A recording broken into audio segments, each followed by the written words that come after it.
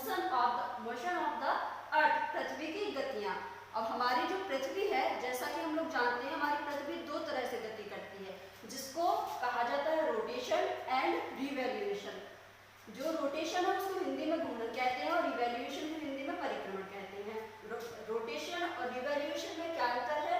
Rotation जो होता है, पृथ्वी अपने अक्ष पर, हमारी जो पृथ्वी है अपने अक्ष पर 23.5 डिग्री झुकी हुई है। तो ये क्या है? जब अपने अक्ष पर झुकी हुई है और इस तरह से घूर्णन करती है, अपने अक्ष पर घूमती है, उसको कहा जाता है घूर्णन।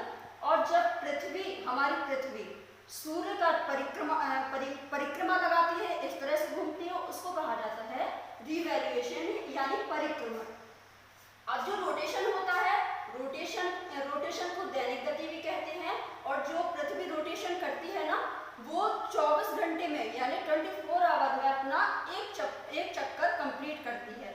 उस 24 आवर में जो दिन और रात होते हैं वो किसके कारण होते हैं? रोटेशन के कारण। एंड जो रिवॉल्यूशन होता है, इसको परिक्रमण कहा जाता है। इसका ये पृथ्वी अपने मतलब जब सूर्य का चक्कर लगाती है, चक्कर लगाने में उसको टाइम लग जाता है 365 डेज का, यानी एक वर्ष में अब पृथ्वी अपनी रिवॉल्यूशन कंप्लीट कर पाती है। तो उस हिसाब से